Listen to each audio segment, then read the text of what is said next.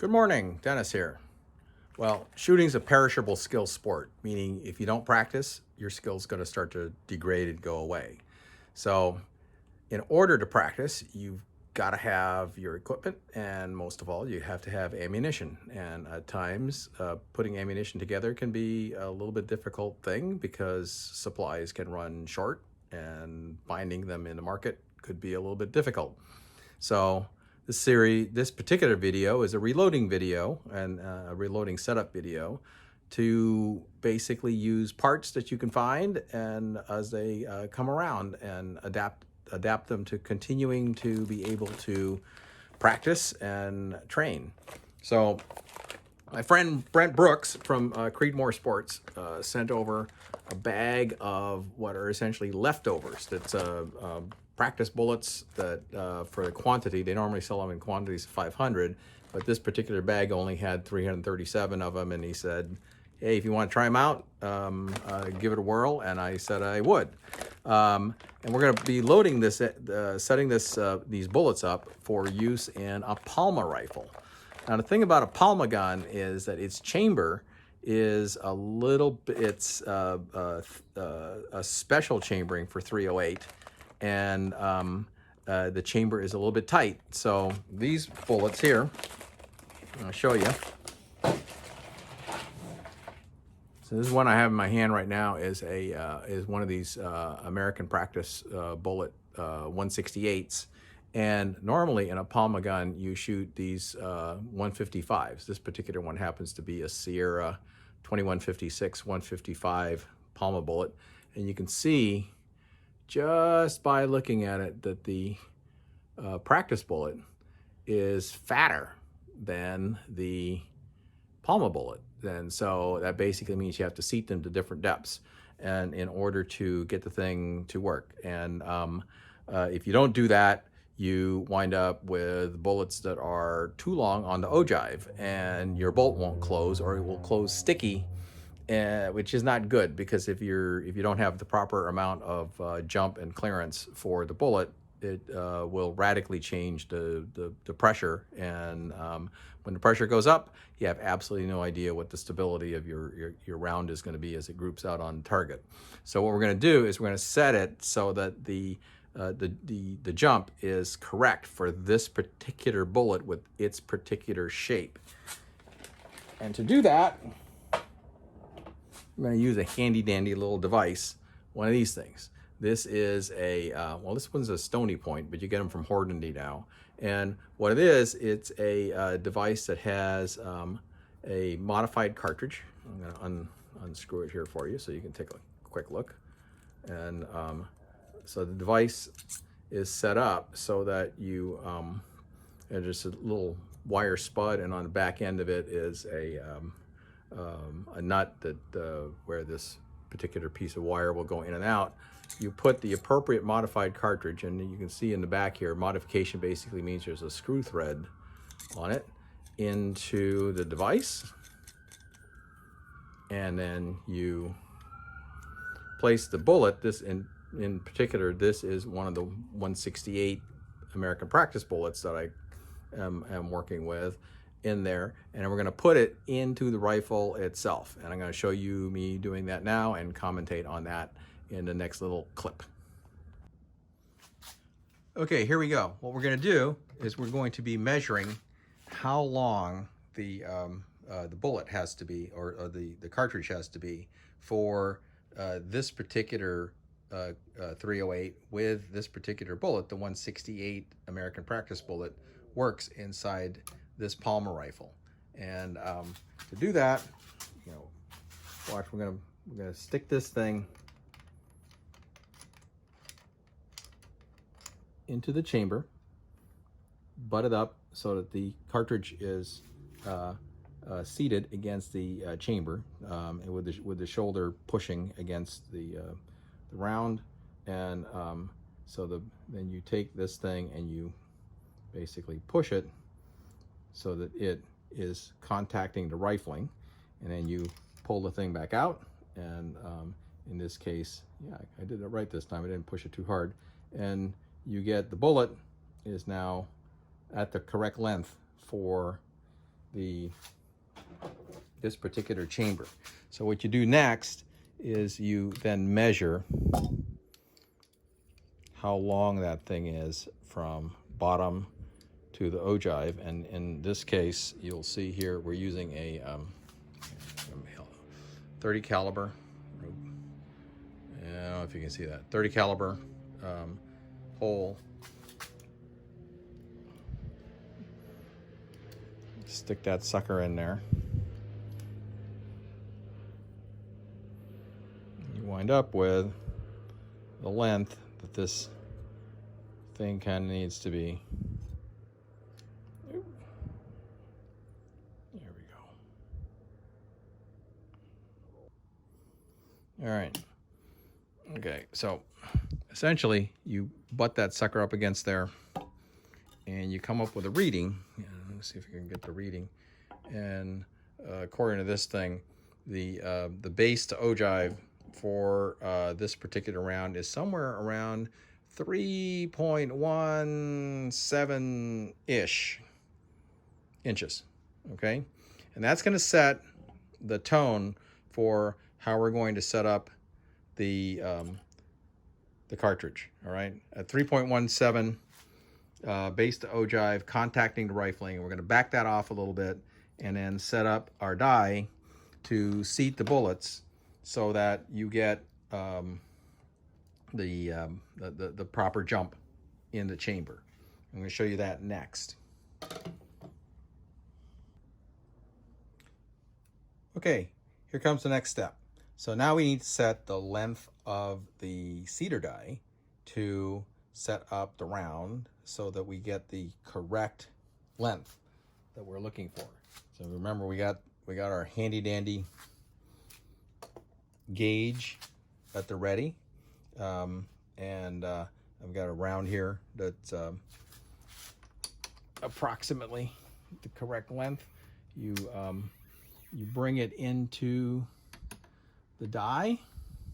In this case, this is an RCBS competition seater die, and you back it off a little bit, get it in there, and then bring it down to contact,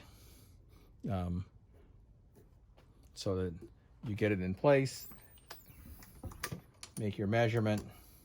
This one's going to measure pretty close because I already did it, but you get your measurement and there you go. All right, so that's 3.170, which is close. We want that to go down a little bit further, so we're going to drop the die down another 10. Put that round back in, run it through, come back in, see where we go.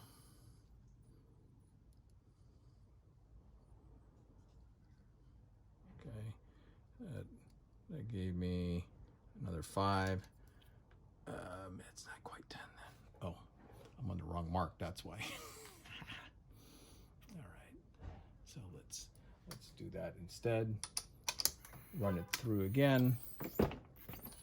And so that, when all is said and done, gives me, all right, somewhere around 5 to, yeah, about 0.10 of an inch jump, which is plenty good. All right, and then people think I'm a little bit weird for doing this, but I like the consistency of the case neck tension. I run it through a Lee factory crimp die, which you can't see, but now you can see it. And there, that shuts in the case mouth and evens out the tension on the mouth. I now have my round at the length that I want, like so. And we got approximately 0.10 jump from the lands for this particular round with a 168 American practice bullet. Compare that. This is a Palma bullet. You can see the difference in the in shape, and that the Palma bullet is actually longer. All right, from length overall, and we'll measure that in a second. But the distance to ogive. Distance to ogive is actually shorter with the Palma bullet. So this comes out to 3.142 for the Palma bullet. Oops, sorry.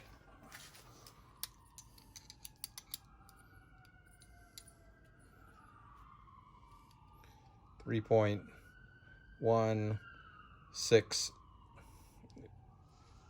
somewhere between 3.164 3.163 for the fatter 168.